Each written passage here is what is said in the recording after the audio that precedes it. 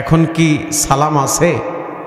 এখন নামের সালাম আছে, নাম রাখে আব্দুল সালাম, কিন্তু কামের বেলায় আছে ঘোড়ার ডিম। ঠিক কিনা বলেন?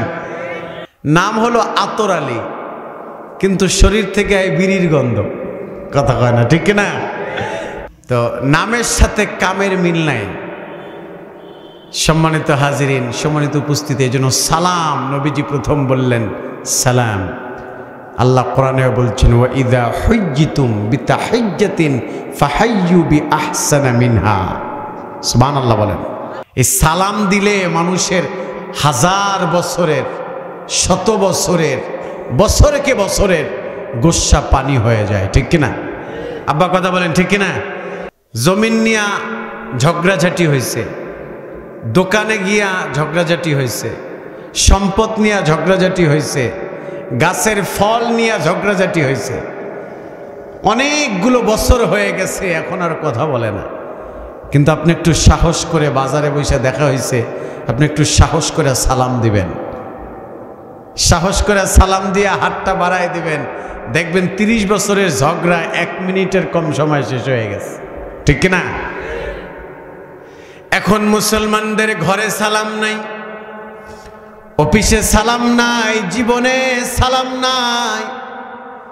এ কারণেই সব জায়গায় অশান্তি। আমরা বলি কেন সমাজে শান্তি নাই?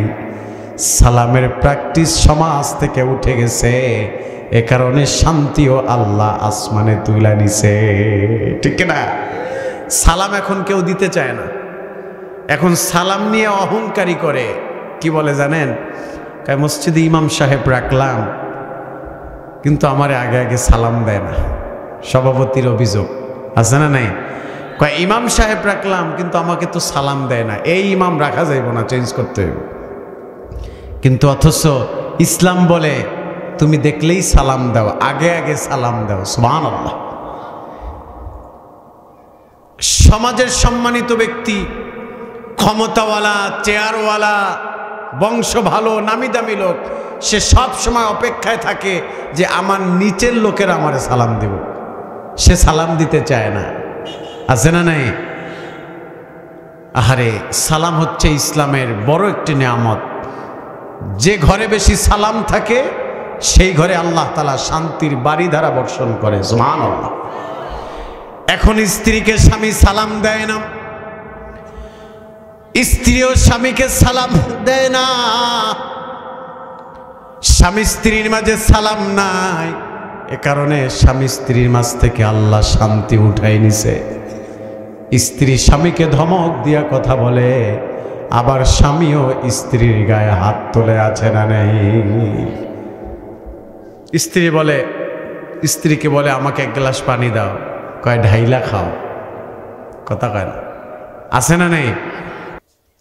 আবার স্বামীরা ওই স্ত্রীকে সালাম দিতে চায় না। স্বামী স্ত্রীর মাঝে যতই ঝগড়া থাকুক, মনমালিন্যতা থাকুক, যদি স্বামী স্ত্রীর মাঝে সালামের প্র্যাকটিস থাকে, তাহলে দুইজনের মাঝখান থেকেই অশান্তি চলে যাবে।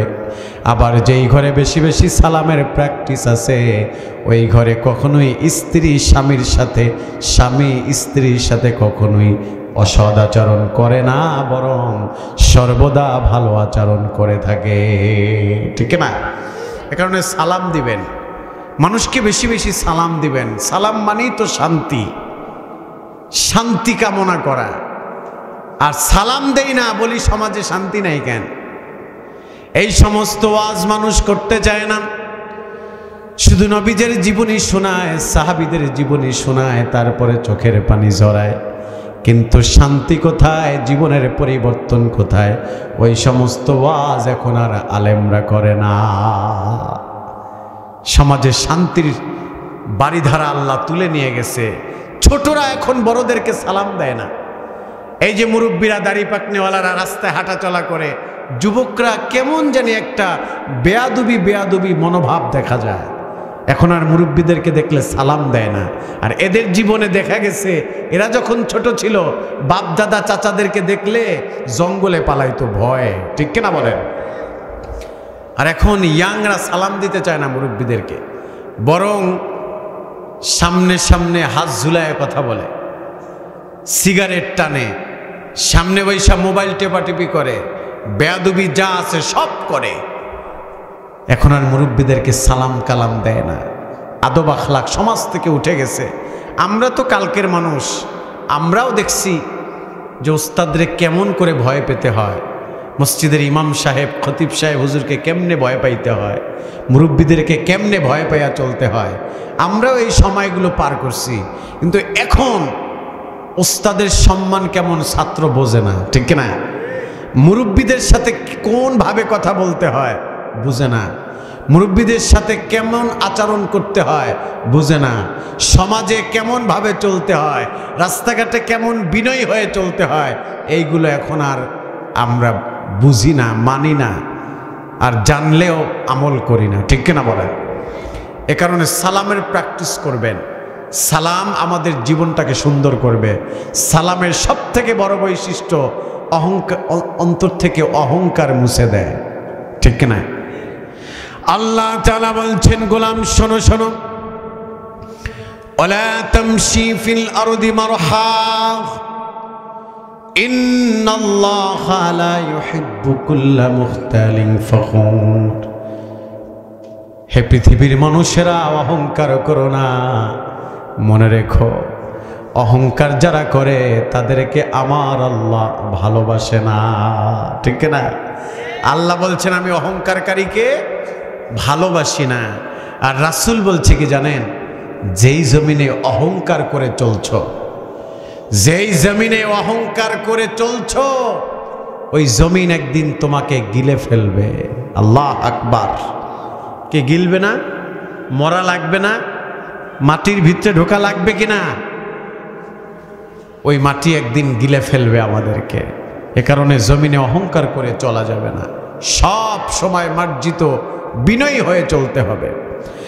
আল্লাহর হাবিবের একজন সাহাবী হযরতে আবু যার গিফারি রাদিয়াল্লাহু তাআলা আনহু, তিনি একদিন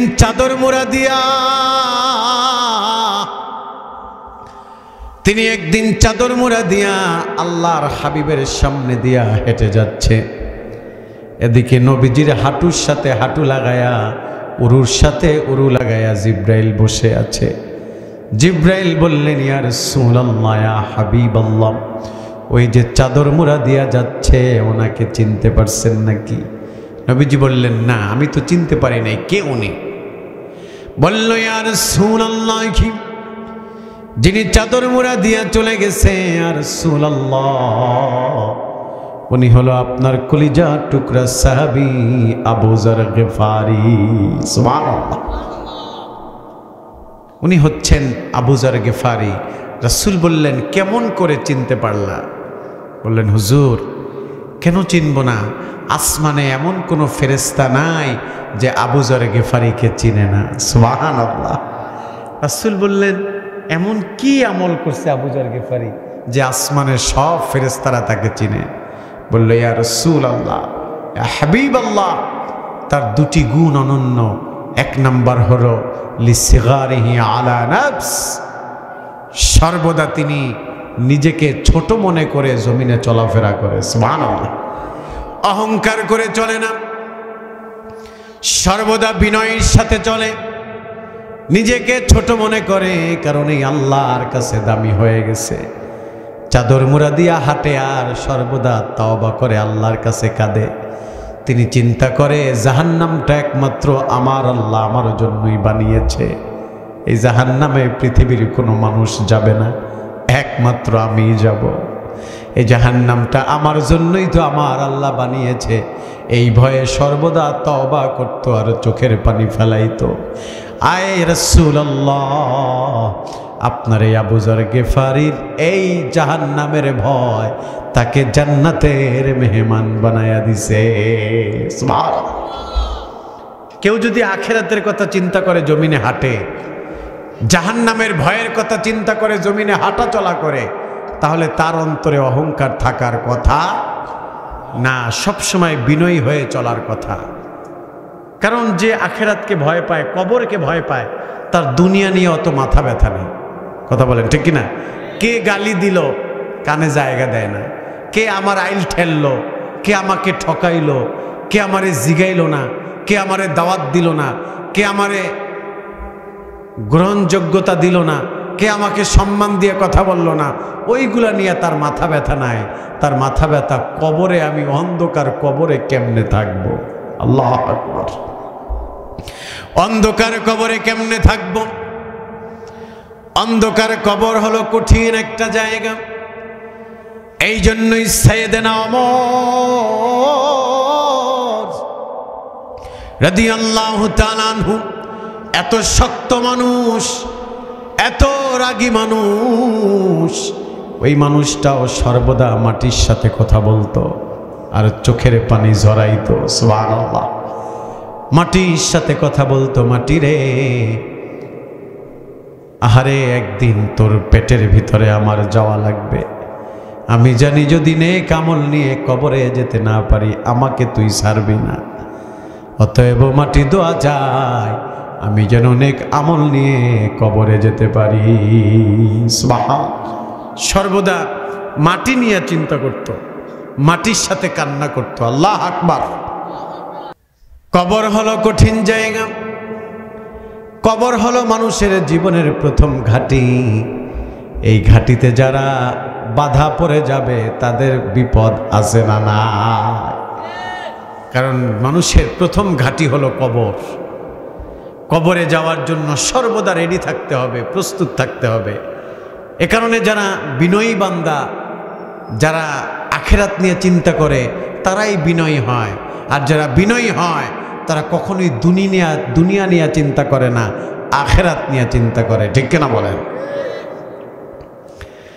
একটু চিন্তা করেন, কানটাকে খাড়া করেন, চক্ষু দুইটা বন্ধ করেন, আহারে জীবনের হিসাব মিলাইয়া নেন। কবর কত কঠিন জায়গা। দুনিয়াতে রাতের বেলা একটু আলো হলে আমরা চলতে পারি না, আলো না হলে আমরা যখন রাতের বেলা অন্ধকার রাতে ঘর থেকে বের হই আলো ছাড়া চলতে পারি না। আবার বিছানাটা একটু শক্ত হলে রাতের বেলা ঘুম আসে না, বালিশটা একটু শক্ত হলে রাতের বেলা ঘুম আসে না, বিছানা একটু ধুলাবালু পড়লে, ময়লা পড়লে রাতের বেলা ঘুম আসে না। শুধু তাই না, আহারে যদি একটু গরম লাগে আমরা এসি ছাড়া চলতে পারি না। আবার যদি একটু ঠান্ডা লাগে দিলের কান লাগায় শোনো,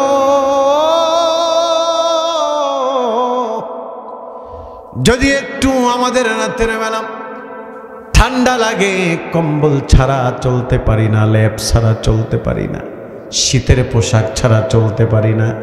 অথচ দেখেন কবরের বাড়ি এমন একটা বাড়ি, 3.5 হাত মাটির বাড়ি, 3.5 হাত মাটির বাড়ি। আলো নাই, বাতাস নাই, বন্ধু নাই, বান্ধব নাই, সাথী নাই, স্বজন নাই, বিছানা নাই, এসি নাই, শীতের পোশাক নাই। কেমন করে নিথর দেহটা জমিনে পড়ে থাকবে? ভাইরা আমার, বন্ধুরা আমার, একটু বিবেক দিয়ে চিন্তা করেন, একটু বিবেক দিয়ে চিন্তা করে। আমাদের একটু ঠান্ডা লাগলে আমরা শীতের পোশাক ছাড়া চলতে পারি না। কিন্তু এখানে অনেকেই আছেন যাদের মা, যাদের বাবা অন্ধকার কবরে ঘুমায় আছে। আজকে কত বছর হয়ে গেছে মা বলে একটা ডাক দিতে পারেন না, কত বছর হয়ে গেছে বাবা বলে ডাকতে পারেন না। আহারে মাঝে মাঝে মনে চায় মা বইলা একটা ডাক দেই, বাবা বইলা একটা ডাক দেই। দাড়ি পেকে গেছে তাতে কি মনে চায় মাঝে মাঝে মায়ের জন্য ভালো মন্দ একটু কিনা নিয়ে যাই, বাবার জন্য ঈদের সময় পাঞ্জাবিটা কিনা নিয়ে যাই। কিন্তু শত ইচ্ছা থাকলেও বাবা মা কবরে কিনা দেওয়ার সুযোগ নাই। ঠিক না? সুযোগ নাই।